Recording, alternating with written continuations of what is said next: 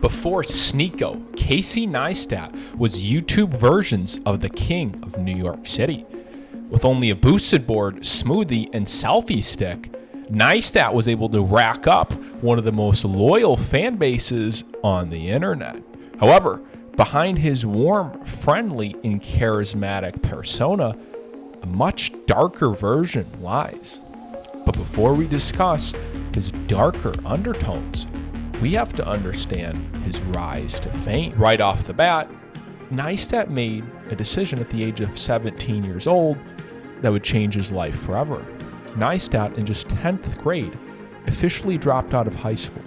And while his reasoning wasn't exactly stated, at this point, Neistat had to endure all the suffering of being an adult without any of the preparation that comes with it from traditional schooling. To top it all off, Neistat was also, fortunately, impregnated his then girlfriend, Robin. Worse yet, Neistat claims he was also navigating $200,000 worth of debt. All of this clearly indicates a dark life before fame. Without a high school diploma to give him credit and/or qualifications, and a relationship and child likely dragging him down, Casey had one of the most difficult starts to a very eventually prosperous life. Unfortunately, the situation got better before it got worse, as Robin and Casey would spend the next 3 years of life raising their newborn son, Owen, in a trailer park. However, as Neistat turned 20 years old, Robin broke up with him. This sudden breakup ultimately changed Neistat's life forever, as he unfortunately uprooted himself and moved to New York City, young, broke, and now childless. Fortunately, the story, unlike many others, does have a happy ending, as Neistat, as you all know, did in fact see the success he was looking for in filmmaking. In addition, his son Owen, who is now 28 years old, seems to be living a pretty good life, with evidence on his Instagram of him being yet another single, happy, albeit somewhat strange, young man.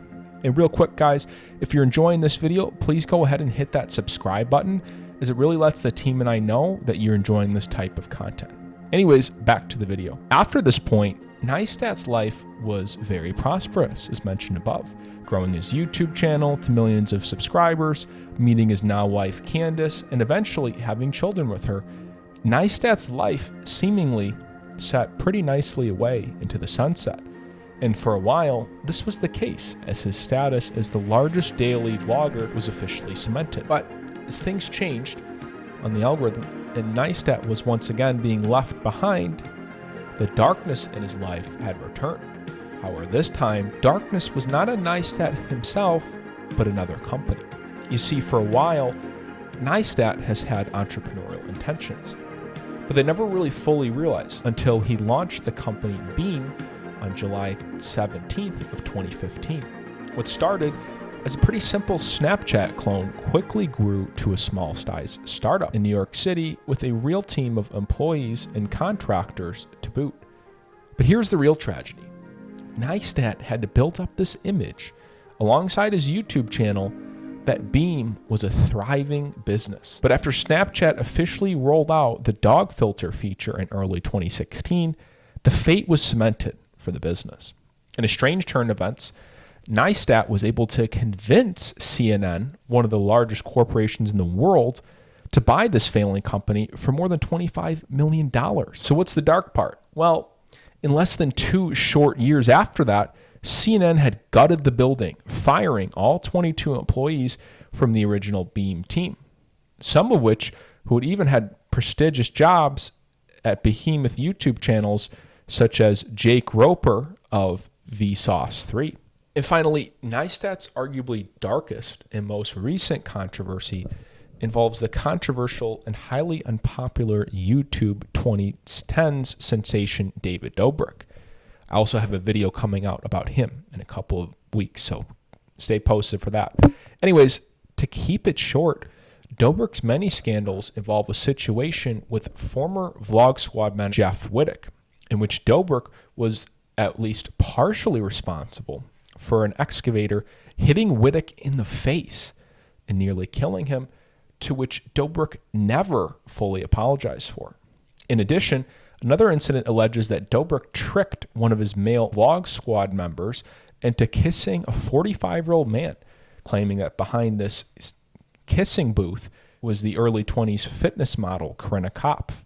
And while there are many more controversies to boot, all this is to say, by most standards, David Dobrik is not a good guy. Neistat comes into the picture here because he actually filmed a documentary starring David Dobrik. This documentary discussed his meteoric rise and was called Under the Influence. In the documentary, Neistat asks Dobrik his toughest questions, especially about the controversies above. Finally, the most damaging part of the documentary reportedly alleges that Neistat had actually gotten Dobrik to admit that his content is not funny unless someone gets hurt. This dark and disturbing revelation, which explains so much of Dobrik's ruthless behavior, was broadcasted by Neistat in the documentary. But in a dark turn of events, Neistat refused to release the documentary, despite critical acclaim by awards members, use and lawsuits by Wittek, and many other claims of significant praise. But many will believe, because of his friendship with Dobrik, Neistat is shielding Dobrik from public scrutiny by failing to release the documentary and effectively defending a person who has brought great harm to many others. All in all, it's quite clear that Casey Neistat is not a ruthless or even evil man, but instead someone whose public image of a genuine, down-to-earth, kind person does not exactly match up with his more self-centered and at times arguably manipulative behavior. This has been Viral Observer. Peace out.